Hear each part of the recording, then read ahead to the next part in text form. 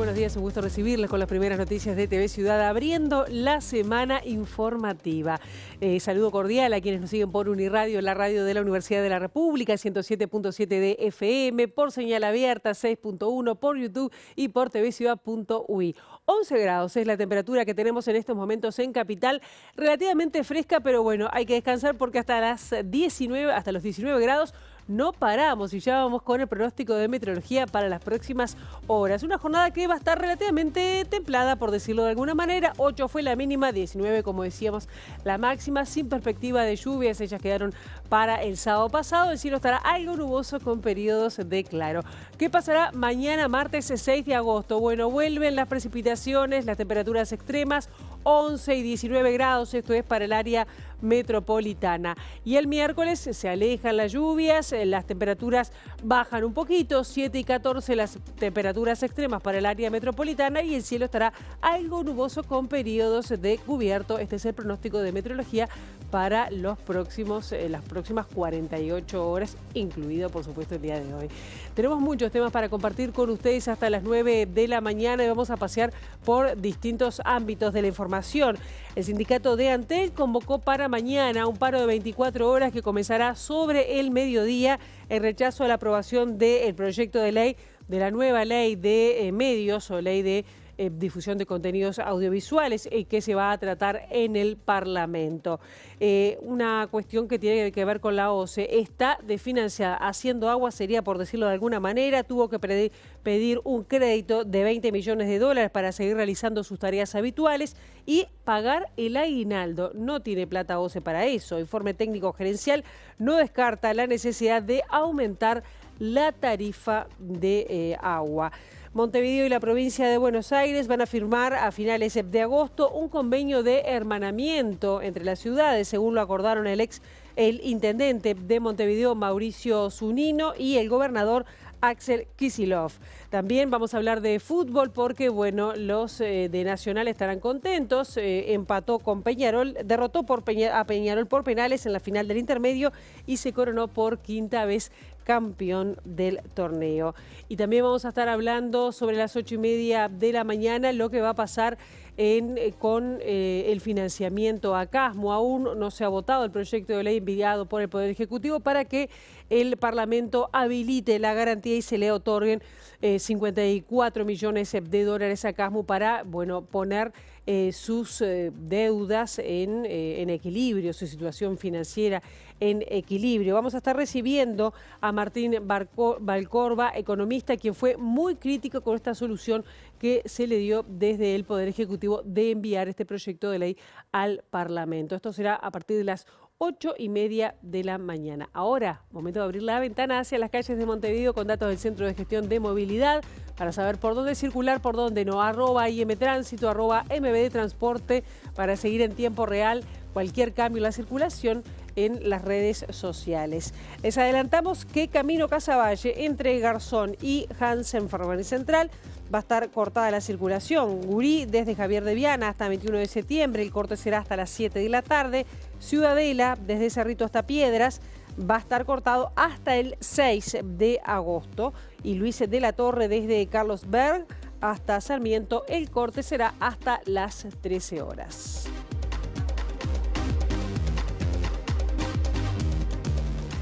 Comenzamos con información política porque el Frente Amplio se apresta a interpelar a las autoridades del Ministerio de Desarrollo Social y también del INAU. Esto será el 15 de agosto. La iniciativa, motivada por la muerte de una adolescente de 16 años en el departamento de Rivera y que estaba además bajo el amparo del INAU, y víctima de explotación sexual, buscará profundizar además en la situación general del sistema de protección de infancias y adolescencias. La verdad es que estamos trabajando muchísimo. El otro día fuimos a visitar el hogar femenino de Rivera. La interpelación viene bien en su preparación. estamos tratando de tener una visión lo más holística posible de todo lo que es el servicio de protección, el sistema de protección. Y estamos tratando de poner esas actuaciones en la carne, en la vida de gurisas y de gurises que de repente entran por situaciones de desprotección a un sistema que debería protegerlos y que no los está protegiendo en ninguna medida.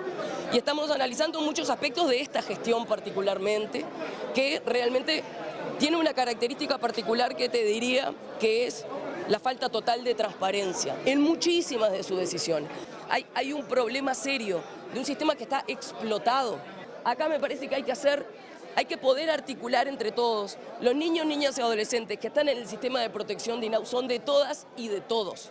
No son una cuestión que queda ahí para ver cómo cada administración decide gestionar. Lo que no se puede ocultar se intenta ocultar.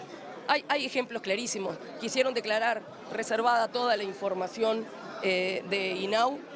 Nosotros solicitamos a la Unidad de Acceso a la Información Pública que se expediera sobre esa resolución del directorio y esa resolución la tuvieron que revocar. O sea, hay sí una actitud consuetudinaria de tratar de ocultar la información en vez de tratar de entender dónde están los problemas. Esto no es una casa de brujas, esto es tratar de entender dónde están los problemas de una parte muy importante de nuestros niños, niñas y adolescentes. Y en la Cámara de Senadores se apresta a votar este martes el proyecto de ley, de nueva ley de medios, con el apoyo de los colorados, que en su momento habían rechazado la inclusión del artículo 72, una iniciativa de Cabildo Abierto. El proyecto recibe críticas de organismos internacionales como UNESCO, la Relatoría de Libertad de Expresión, también la Federación Internacional de Periodistas, la Federación de Periodistas de América Latina y el Caribe, entre otros organismos internacionales. Y en las últimas horas la Asociación de la Prensa Uruguaya también criticó este proyecto de difusión de contenidos audiovisuales, este acuerdo del oficialismo para aprobar la norma, en la cual definió como autoritaria y violatoria de principios constitucionales. Si bien el tema no está en el orden del día del plenario ordinario de diputados del martes 6 de agosto, podría incluirse con acuerdo en el oficialismo o eventualmente se maneja la posibilidad de convocar una sesión extraordinaria para el jueves 8 de agosto. Lo concreto es que el Partido Colorado, especialmente el sector Ciudadanos que estaba en duda, anunció finalmente que sus votos estarán para aprobar la nueva ley de medios y completar el trámite parlamentario como tercera cámara, luego de que el Senado incluyera el polémico artículo 72 para lograr los votos de Cabildo Abierto. Dicho artículo propone que exista un control sobre el material que difunden los medios al establecer el derecho de los ciudadanos a una comunicación política que sea imparcial, seria, plural y equilibrada, obligando a todos los programas y espacios a cumplir con este punto. El sector ciudadano fue el que se oponía a este agregado, pero en las últimas horas informó mediante varios de sus voceros parlamentarios que votarán en bloque con el oficialismo porque ya habían respaldado el resto de los artículos y porque esperan que el presidente Luis Lacalle Pou vete el artículo 72. En este contexto, el sindicato de la prensa rechazó la decisión de la coalición gobernante de avanzar con el proyecto al que considera regresivo, autoritario y violatorio de la Constitución en cuanto al artículo 72, pero que también incorpora otros cambios que considera negativos, como el aumento de la cantidad de licencias por titular, el fin del monopolio de Antel en Internet y la eliminación de la Comisión Honoraria Asesora de Servicios de Comunicación Audiovisual. Y el sindicato de Antel anunció que parará mañana por 24 horas a partir del mediodía en rechazo a esta ley de medios que tiene el apoyo del oficialismo. Resolvimos detener las tareas, hacer un paro a nivel nacional a partir de las 12 horas del martes hasta las 12 horas del miércoles, donde estaremos concentrando a partir de las 13:30 en la Torre de las Telecomunicaciones, porque entendemos que ante la creación del nuevo consorcio que el gobierno resolvió, Antel en su mayoría resolvió no interponer ningún tipo de recursos para defender la empresa pública, y para nosotros es una clara negligencia que la mayoría del directorio de Antel tomó. Por tanto, vamos a estar concentrando en la Torre de Antel y de ahí estaremos marchando hasta el Palacio Legislativo, donde se estará resolviendo el futuro del país, como nosotros decimos claramente. Los diputados tienen en sus manos o defender la libertad de expresión, defender la libertad de prensa, defender la democracia, defender la Constitución, defender las empresas públicas o votar la ley de medios nueva que rompe con todo esto anterior que acabo de decir. Y vamos a otros temas. La Oficina de Planeamiento y Presupuesto advirtió a OCE que terminará el año con déficit y casi sin flujo de caja. El organismo tuvo que solicitar un préstamo de 20 millones de dólares para hacer frente a salarios y también al pago de aguinaldos y poder seguir funcionando, además de otro préstamo de 102 millones de dólares para poder realizar los proyectos de Arasatí y también la universalización del saneamiento. Con fecha 18 de junio, el presidente de OCE, Raúl Montero, recibió de la Oficina de Planeamiento y Presupuesto un informe crítico con la gestión financiera del ente, advirtiendo importantes desvíos a lo acordado en febrero mediante el programa financiero para 2024.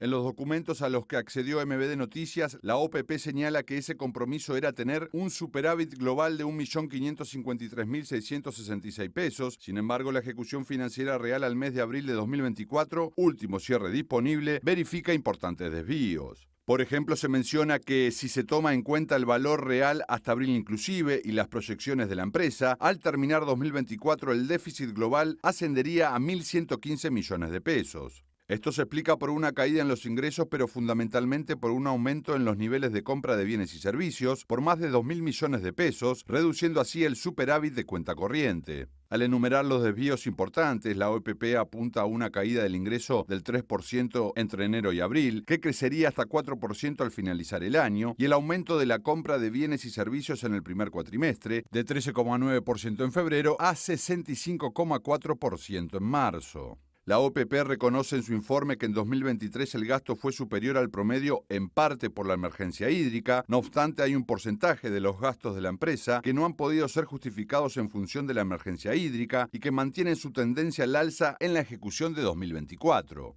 El principal componente de este aumento en bienes y servicios se da en el rubro particulares, que explica 80% de la variación total. Y desde OCC no se descarta que pueda haber un incremento tarifario en caso de que las medidas que se tomen no contribuyan a disminuir este déficit que tiene el organismo. Prevén que en 2027 este organismo alcance el mayor nivel de deuda por sobre sus ingresos desde la crisis de 2002. Con fecha 8 de julio, la gerente financiero contable y el gerente de planeamiento y mejora de gestión de OCE entregaron un informe recogiendo las observaciones de la Oficina de Planeamiento y Presupuesto sobre el déficit y los desvíos financieros del organismo. Mencionan que decisiones tomadas luego de armar el presupuesto 2024, como la adjudicación del proyecto Arasatí, el saneamiento para 61 ciudades y la crisis hídrica, fueron el motivo del desfinanciamiento al introducir inevitables modificaciones a la planificación y proyección para el quinquenio 2024-2028. Sostienen a renglón seguido que con el apoyo de la Corporación Nacional para el Desarrollo se realizaron las correcciones para atender los flujos de caja para el horizonte 2024-2043 y que el informe busca brindar satisfacción a los requerimientos del Poder Ejecutivo para la autorización de la línea de crédito contingente por 20 millones de dólares. Este préstamo, se remarca, es para poder desarrollar las actividades habituales de la Administración, reduciendo así el estrés de la caja proyectada.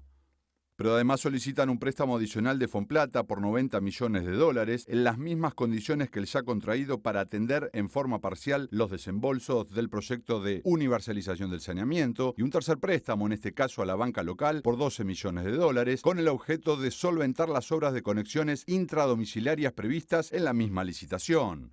Pese a estas herramientas y la optimización prometida en el nivel de ejecución de inversiones y de gastos, los gerentes de OCE prevén para 2027 el nivel de deuda sobre el ingreso más alto en la historia del ente, llegando al 147%. A partir de ese momento, el stock de deuda sobre ingresos comienza a reducirse hasta volver a los valores de 2024 entre 2032 y 2033. El exfiscal de Corte, Jorge Díaz, entiende que el principal problema del país en torno a la justicia es el acceso a la misma. Dice que hay una justicia para ricos y otra justicia para pobres y los delincuentes necesitan una fiscalía débil para lograr corromper a la sociedad. Según el doctor Díaz, la justicia debería investigar el destino de los dineros producto de la corrupción, como las denuncias por cobros irregulares en el departamento de Artigas. Entonces es necesario que haya un o una fiscal titular que esté al frente de la institución, que tenga respaldo político, tenga espalda política como para hacer frente a eso. Si no, cada uno de los fiscales queda aislado, merced del ataque de que no me gusta la decisión, la cuestiono. Entonces, y la cuestiono y ya le agrego intencionalidad política. Entonces, ¿cómo la ciudadanía no va a desconfiar si no accede y además tiene dirigentes políticos permanentemente diciendo de que las decisiones que toman jueces y fiscales son decisiones con intencionalidad política? O sale el presidente del directorio de un partido a decir que Alicia es nuestra. Sí, está A hablando de Pablo jactarse Corrales. de que incidió en la decisión de la designación de un fiscal.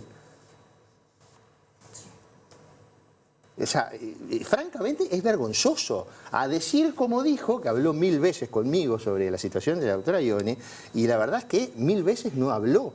Es mentira. Ese señor fue el único político uruguayo que mientras yo fui fiscal de corte, vino una vez a hablar conmigo a plantearme la situación de la doctora Ione diciendo que la doctora Ione pertenecía a determinado partido, que a mí no me consta, No me consta ni me importa porque uno en definitiva juzga o puede analizar la gestión. ¿Cuándo fue eso? Cuando yo era fiscal de corte y él era el presidente del honorable directorio. Entonces digo, fue el único dirigente político en 10 años que tuvo el tupé de ir a pedir por un fiscal. Los demás dirigentes políticos de ningún partido jamás hablaron con nadie. Y nos metemos ahora en la campaña porque el candidato presidencial del Partido Nacional, Álvaro Delgado, dijo ser relativamente racionalmente optimista, así lo dijo, de que su fuerza política va a ganar en octubre por los resultados mostrados durante el actual periodo de gobierno. En el cierre del Congreso de la Juventud del Partido Nacional, realizado este sábado en el departamento de Soriano, el exsecretario presidencial aseguró que ya no somos ni sueños ni expectativas, somos gestión y resultados. Tenemos por delante un desafío bien interesante. Yo estoy convencido de que vamos a ganar. Convencido que vamos a ganar. No es biológicamente optimista, es racionalmente optimista. Porque cuando empezamos a ver la baja de la inflación, la baja del desempleo, el crecimiento de la actividad económica, los planes sociales, el plan de infraestructura, las 70.000 personas que viven en asentamiento van a tener una vivienda digna, los 200.000 uruguayos que van a tener saneamiento. Empezamos a hacer el raconto de todo lo que hizo este gobierno en el momento de decidir. No los fanatizados, los que en cada elección deciden en función de comparar, de informarse, de resolver y pensar en sí mismo y en su familia. Bueno, nosotros tenemos mucho para exhibir. Ya no somos, como en el 2019, ni sueños ni expectativa. Ahora somos gestión y resultados. Eso es lo que somos. Gestión y resultados. Y nos vamos a otras tiendas políticas porque la Convención Nacional del Frente Amplio ratificó la fórmula presidencial de cara a octubre, integrada por Yamandu Orsi y Carolina Cose. En su discurso, Orsi apuntó a la integridad que debe tener el sistema político y subrayó que el próximo gobierno debe ser noticia por su honestidad y no por los escándalos. Porque los partidos políticos uruguayos, que con tanto orgullo esgrimimos nuestro sistema en el mundo y que tanta tranquilidad nos brinda, tienen su historia, tienen su vida y tienen proyección, no tienen proyectos, pero hay que cuidarlos, no hay que manosearlos y hay que sentir con nuestra gente qué es lo que nos pide. Y no puede ser nunca una catapulta, no puede ser nunca un vehículo que nos lleve a resolver nuestras cuestiones personales. Admitir que se pueden cometer errores es también un acto de honestidad, porque además es la mejor forma de subsanar. La integridad como esencia, la ética como contraste ante lo turbio, lo opaco. Esa coherencia es parte esencial del concepto y de la idea o del valor de la honestidad. El próximo gobierno tendrá que hacer noticia a nivel mundial por su honestidad y no por los escándalos.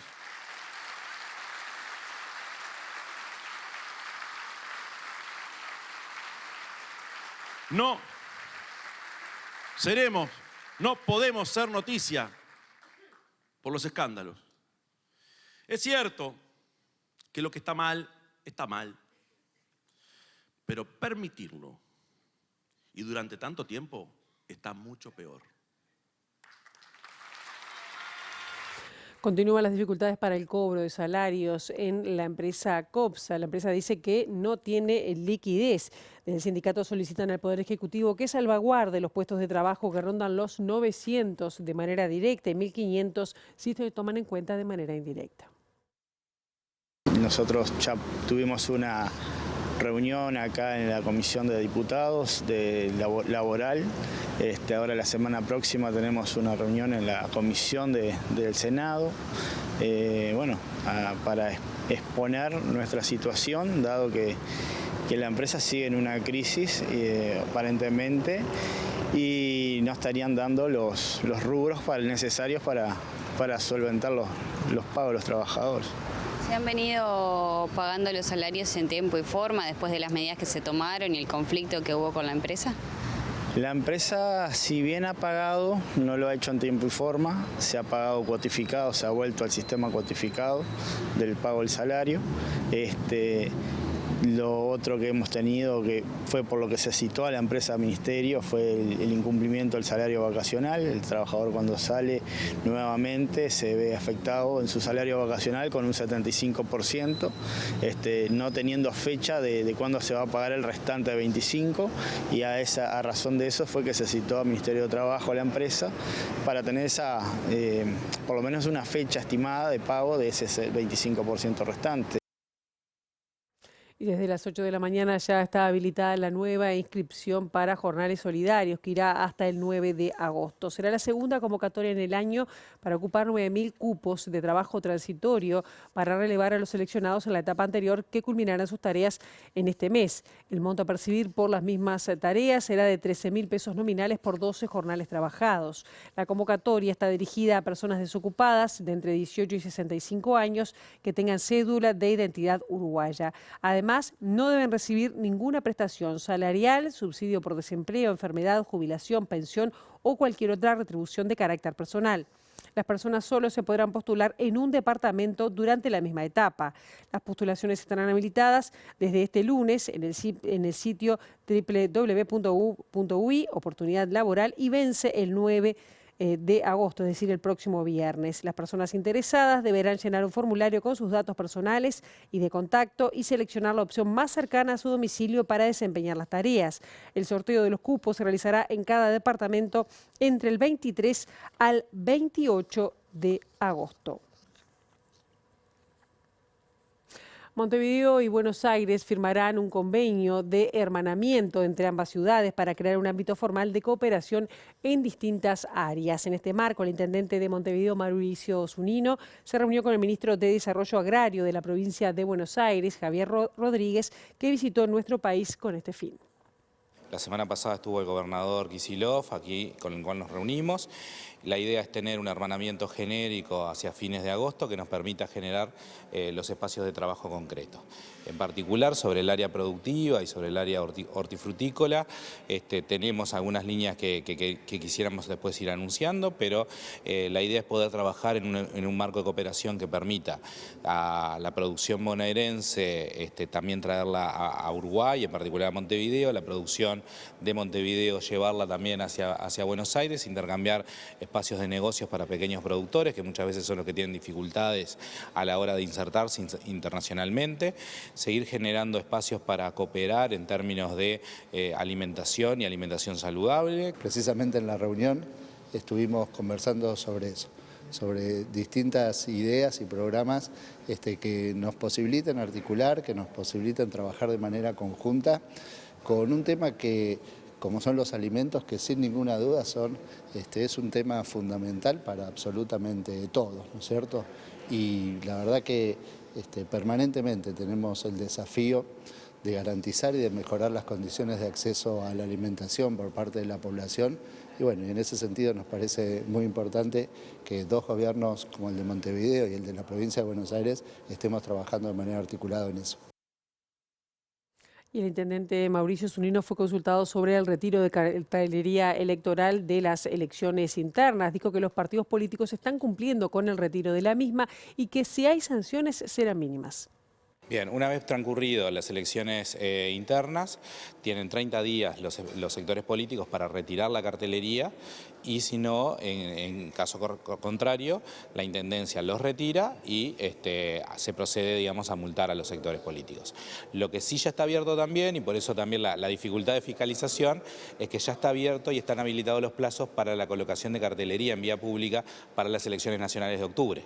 Entonces la fiscalización tiene que corresponder a si está o no en infracción, depende de con qué elección efectivamente se tenga. Hasta ahora lo que hemos hecho en todos los casos ha sido avisarles a los sectores políticos y hacer las intimaciones. Por ahora todavía no hemos generado eso y lo que buscamos en buena medida es que estas intimaciones nos ayuden a que los partidos efectivamente retiren la cartelería y han tenido buenos resultados y buena receptividad de todos. Eso tiene esos plazos correspondientes y si no se cumplen se procederá a llevar adelante las sanciones. Estimamos que las sanciones por la buena voluntad que hemos encontrado deberían ser mínimas en el caso que las haya. Alicia Luciardo, coordinadora del Grupo de Investigación de Antropología Forense, dice que el Batallón 14 ya es un cementerio, tanto por la concentración de enterramientos en un área reducida, por la disposición también de los mismos, que surgieron una premeditación al momento de organizarlos. Luciardo dijo que sin información el trabajo se hace más complicado y el 99% de la información recibida ha sido falsa. No existe una tecnología que nos permita escanear el terreno y de tener una certeza de que hay un enterramiento ahí debajo. Entonces, si no hay información, la búsqueda va a seguir siendo lenta.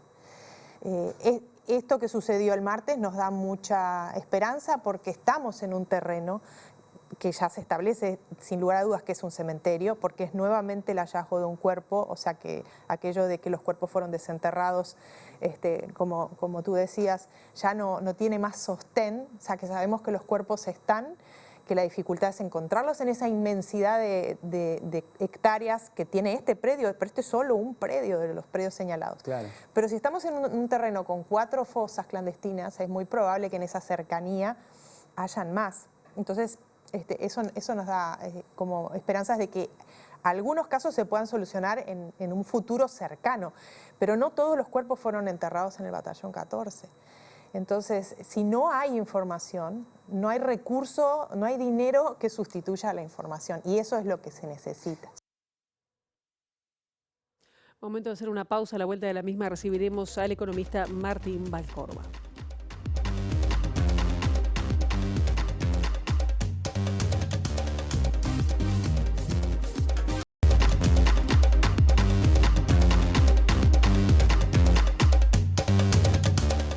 Segundo bloque de MB Noticias, vamos a hablar de la situación del CASMU, porque en esta semana se espera que el Parlamento apruebe este proyecto de ley enviado por el Poder Ejecutivo para, que se den las garantías para que el CASMU acceda a un fideicomiso que de alguna manera salve a la institución.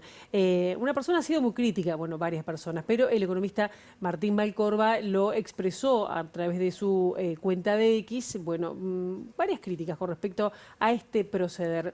Un gusto tenerlo aquí esta mañana como para ver otra mirada sobre esto que está ocurriendo en nuestro país, no solo en el CASMU, sino también en el sistema de salud, ¿no? ¿Cómo anda? Buenos días, muchas gracias por la invitación, un gusto estar acá con ustedes. Sí, efectivamente, yo he sido bastante crítico con este proyecto de ley, básicamente por dos o tres motivos, ¿no? Primero, porque es un proyecto que es innecesario, ¿no? ¿Por qué es innecesario? Porque hoy ya existe una ley que habilita al Poder Ejecutivo a otorgar las garantías que este Poder Ejecutivo, este gobierno, intenta darle al CASMU a través de una ley. O sea, ese marco legal ya existe y este gobierno lo ha usado, porque no es que lo desconozca, porque ha dado garantías utilizando ese marco legal. Entonces, es innecesario, no se requiere un proyecto de ley para otorgar esta garantía. Y la segunda y principal crítica tiene que ver con el hecho de que es un proyecto que no cuida los dineros públicos, los dineros de la gente. ¿En qué sentido?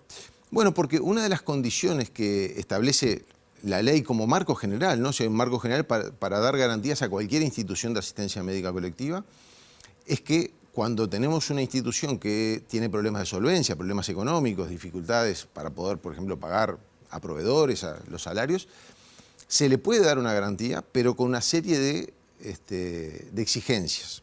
La principal es que la institución presente un plan de reestructura. Porque si tengo una institución que no es viable y yo le voy a dar una garantía, bueno, lo primero es darle una garantía, pero sabiendo que hay un rumbo que va a transformar esa institución, la va a sanear, la va a transformar en institución viable. Entonces, eso, y la otra exigencia es que la institución presente contragarantías, que en general son los propios inmuebles de la institución. Entonces, esas son como las dos condiciones que establece el marco legal actual y que son básicas, porque si nosotros le damos una garantía, en este caso, por ejemplo, al CASMU, y no le exigimos nada a cambio, ninguna medida que trate de ordenar la situación, que trate de revertir este deterioro en su situación económica y financiera, efectivamente vamos a estar malgastando los dineros públicos. Y la tercera crítica tiene que ver con el hecho de que una ley con nombre y apellido, una ley que apunta a dar un beneficio, en este caso la garantía, a una institución, a una empresa privada, porque el CASMU no deja de ser una empresa privada, legislar con nombre y apellido es una práctica que no está bien, no está buena. O sea, en general el Parlamento lo que debe aprobar son marcos generales de actuación y no soluciones con nombre y apellido para una empresa en particular. Con respecto al primer punto, ¿a qué atribuye que el Poder Legislativo no haya optado directamente por dar en sí, digo, por sí mismo la garantía? Ejecutivo. Sí, el Poder Ejecutivo, sí. Bueno, ahí es interesante porque hay unas, digamos, en una entrevista reciente al presidente de la República, él mismo se pregunta, ¿no? Lo tengo acá para decirlo, digamos, leerlo y hacerlo textual, pero él mismo se autopregunta diciendo, bueno, me han preguntado por qué no lo hicieron ustedes, ¿no? Y él da dos razones. Dice, primero, porque queremos que toda la sociedad representada por sus políticos se haga cargo de esta garantía. Pero segundo, no había manera legal de hacerlo rápido, porque si la ministra de Economía o la ministra de Salud Pública resolvía en 15 días generar una garantía por 56 millones de dólares, estaba siendo omisa, iba a actuar con negligencia porque no le daba el tiempo. Y si yo y mis ministros hacemos eso, ahí sí podemos ser responsabilizados de patinarnos el dinero de los uruguayos. Entonces, esos son los argumentos que da el propio presidente. El primero uno lo puede entender, decir, bueno, nosotros queremos un mensaje de todo el sistema político de respaldo. Ahora, el segundo es insólito, porque si la ministra de Salud Pública y la ministra de Economía no podían resolver en 15 días, que en realidad hace mucho más que el CASMU presentó la solicitud de garantía.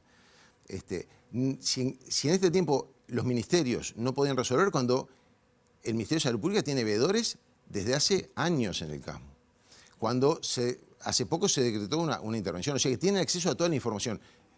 El Poder Ejecutivo no podía resolver porque hubiera sido omiso y hubiera actuado con negligencia y se hubiera patinado los dineros públicos. Entonces, en definitiva, el proyecto lo que está haciendo es pidiéndole al Parlamento que haga en menos tiempo, porque esto se quiso votar la semana pasada, lo que el Poder Ejecutivo no podía hacer.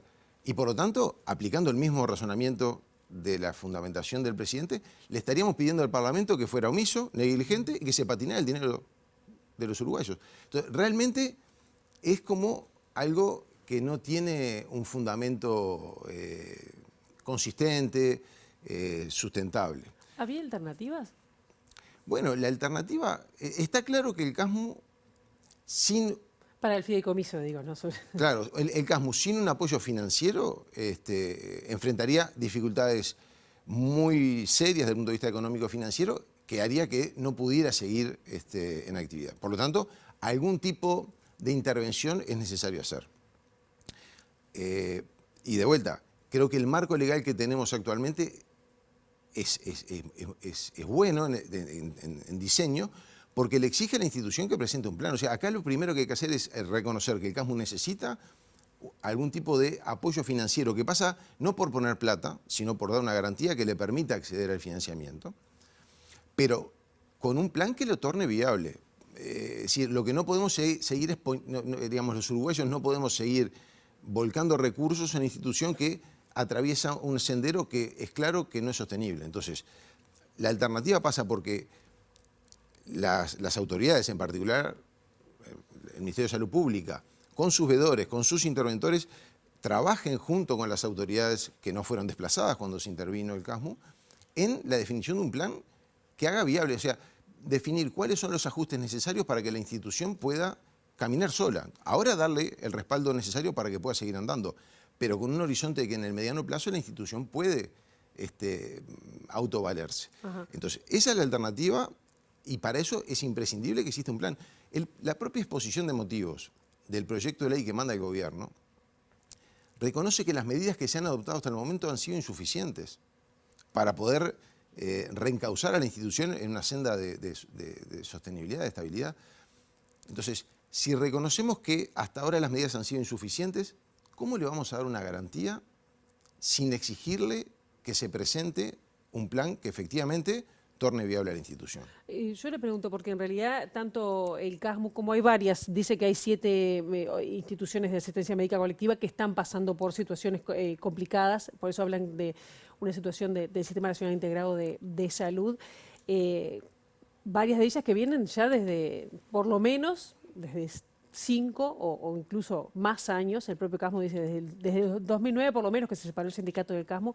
Es decir, ¿no hay una manera de controlar o los gobiernos o los ministerios de Salud Pública o de Economía han estado, digamos, mirando para otro lado ante estas crisis que están presentando las instituciones de asistencia médica colectiva? Porque si no diríamos, si fuera otro tipo de empresa, bueno, que se funda y otra cosa. Claro. Sí, tratándose de empresa de salud es más delicado, ¿no? Yo creo que acá hay 3 factores que explican los problemas económicos y financieros que tienen las instituciones. Los 3 no aplican en todos los casos, pero si uno se concentra, por ejemplo, en lo que es el CASMU y lo que fue Casa de Galicia, que son situaciones parecidas. O sea, Casa de Galicia, el gobierno optó por no dar el respaldo y liquidarla, cerrarla. Sin respaldo no podía seguir. No es muy distinto a la situación que está el CASMU, aunque ahora sí parecería haber voluntad de querer rescatarla. Lo que cambia es la voluntad política en estos dos casos. Claro, cambia ahí, pero decir, cuando uno dice, bueno, ¿cuáles son las causas? Estas 2 instituciones vienen con problemas de antes de la creación del Sistema Nacional Integrado de Salud. Casa de Galicia se había presentado concordato antes, digamos, durante el gobierno de Valle y creo que incluso antes también había habido otro episodio. El CASMU también venía con dificultades económicas. Entonces, son instituciones que vienen con problemas de naturaleza más estructurales. Después es cierto que cuando se constituye el Sistema Nacional Integrado de Salud, el hecho de que ya se han incorporado gradualmente los colectivos, recordemos que inicialmente se incorporaron los trabajadores y quedaron, por ejemplo, los pasivos por fuera del Seguro Nacional de Salud, del FONASA. Esa gradualidad en la incorporación de colectivos generó algunas complicaciones en el financiamiento de instituciones que tenían una mayor carga de afiliados mayores. Y ahí es el caso, por ejemplo, la Española, el CASMU, Casa Galicia, estaban en esa situación y en parte esa gradualidad en la constitución del Seguro Nacional de Salud también terminó profundizando algunos problemas que ya venían de antes. Y después podemos tener también problemas en el diseño de las cápitas. Y ahí es donde yo creo que también hay responsabilidad de no haber actualizado digamos, el valor de las cápitas. ¿Qué son las cápitas para que todos lo podamos manejar? Es el dinero que reciben las instituciones de parte del FONASA. Es lo que el FONASA, el Fondo Nacional de Salud, le paga a cada institución para cubrir el costo de atención de las personas. Eso se calculó cuando se crea el Sistema Nacional Integrado de Salud, con la reforma de salud del 2008, 2007, que empieza a funcionar en el 2008. Se calculó con información anterior al 2008. Entonces, ha transcurrido mucho tiempo, la tecnología ha avanzado, los costos de salud han cambiado, pero sobre todo hoy tenemos información, por ejemplo, proveniente de la historia clínica electrónica, que nos permitiría diseñar el valor de las cápitas de manera más precisa. Porque hoy cómo se establecen es por edad y por sexo.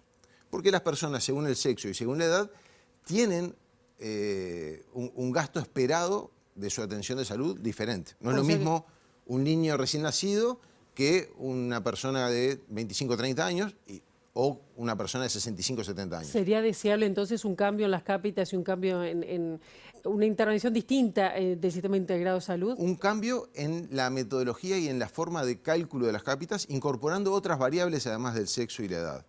Y sin duda también una mayor regulación y control de parte de las autoridades de el uso del dinero que hacen las instituciones de salud, porque el 90% aproximadamente del presupuesto de las instituciones de asistencia médica colectiva, de las llamadas mutualistas, proviene del FONASA, o sea, son fondos públicos. O sea, el financiamiento es esencialmente con dinero público.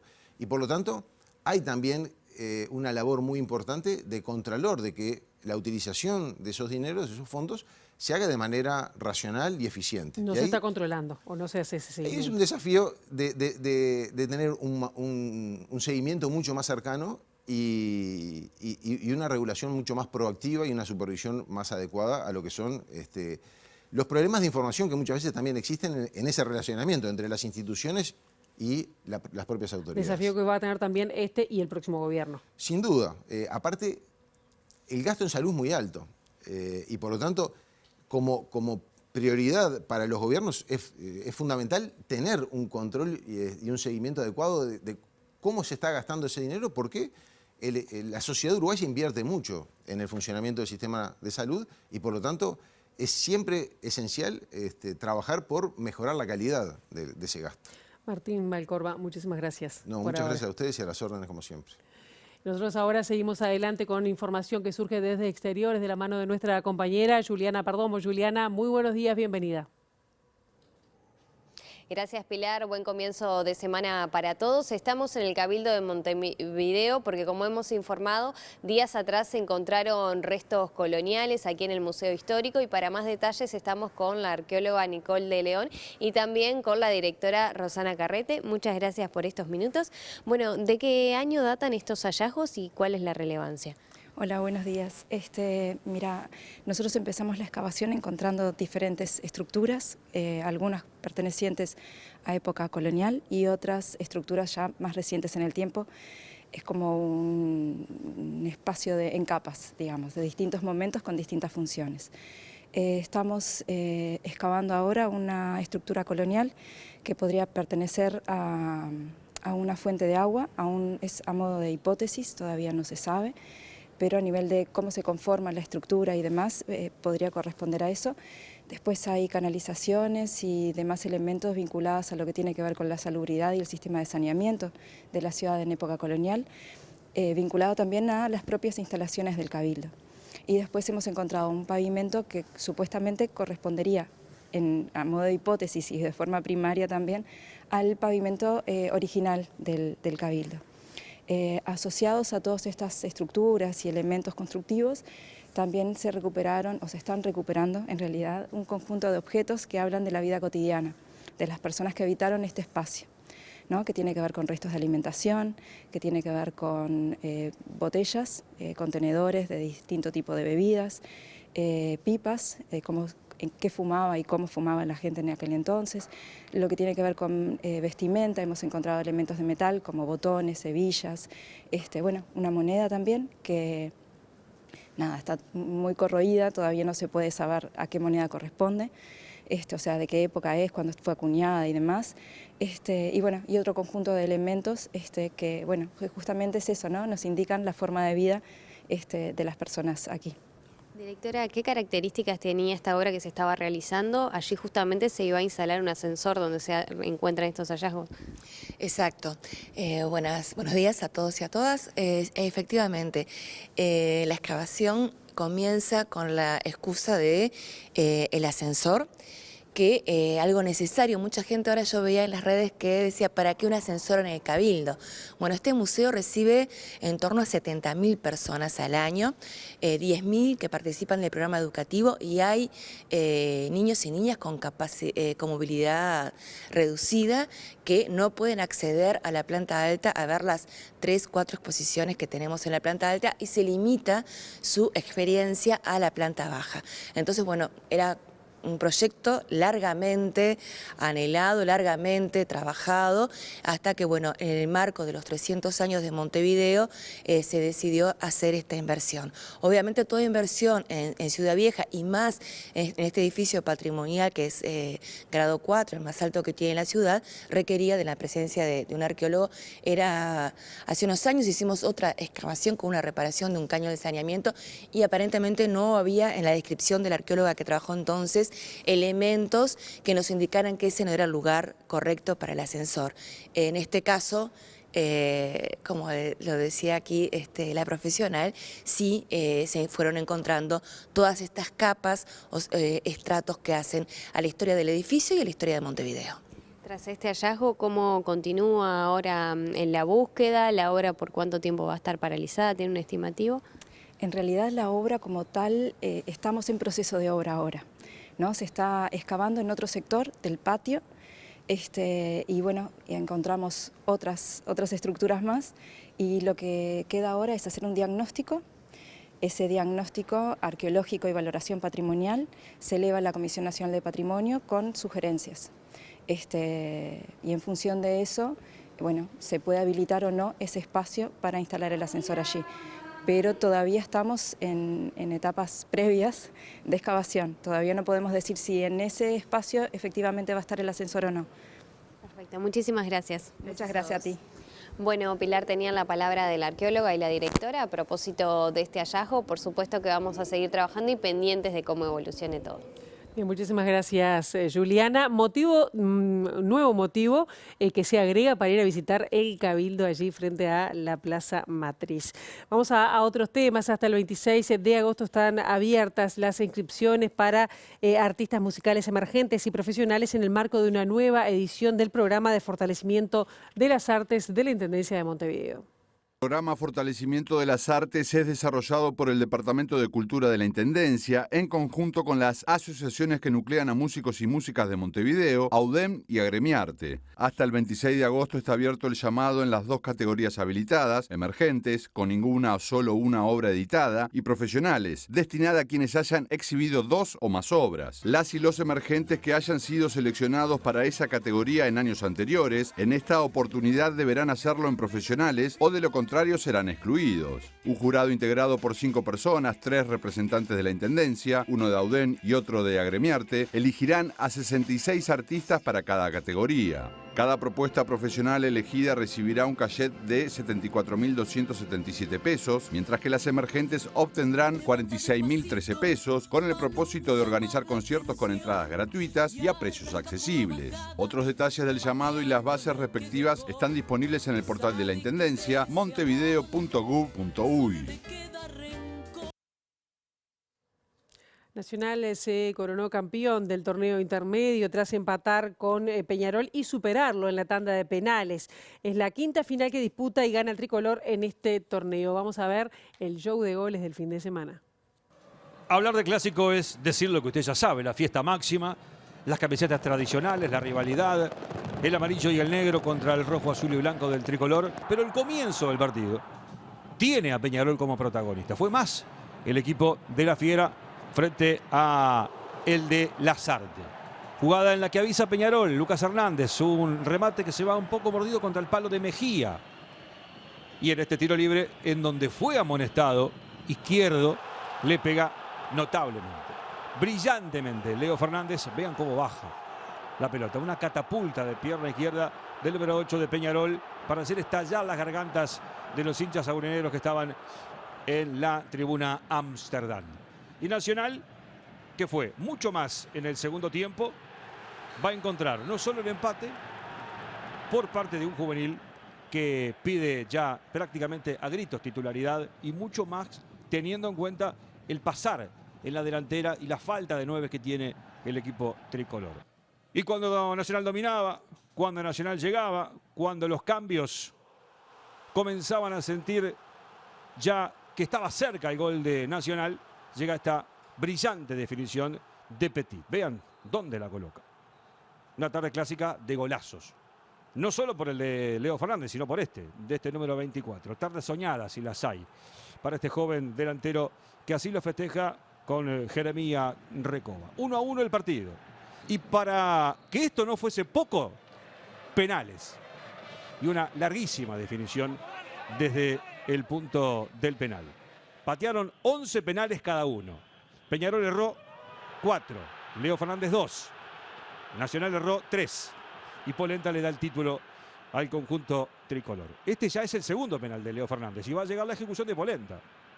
En el arco de la tribuna Amsterdam, el número 23 de Nacional, el gol para el equipo albo y el festejo de Nacional como campeón del torneo intermedio. De las 7 ediciones, Nacional se queda con 5. Y así festeja el capitán de Nacional y todo el pueblo tricolor en el Estadio Centenario. La Copa arriba, Nacional, campeón del torneo intermedio 2024 por penales frente a Peñarol, frente a su tradicional rival en el corazón del Parque Valle.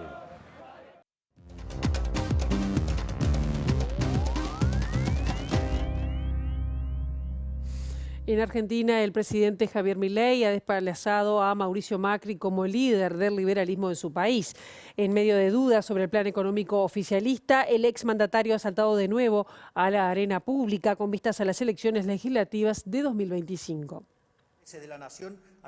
El presidente de Argentina, Javier Milei, ha emergido como el nuevo líder del liberalismo en el país, desplazando a Mauricio Macri. En medio de incertidumbre sobre el plan económico oficial, el exmandatario ha vuelto a la arena política de cara a las elecciones legislativas de 2025, buscando reposicionar su partido Propuesta Republicana. Aunque sin fusionarse con la formación de Milei, La Libertad Avanza. El politólogo Paulo Touzón indica que el término libertario está reemplazando al tradicional liberal, dando paso a un liberalismo populista. En este contexto, Milei se ha consolidado como el jefe del liberalismo, mientras Macri trata de negociar su lugar en un panorama político en transformación.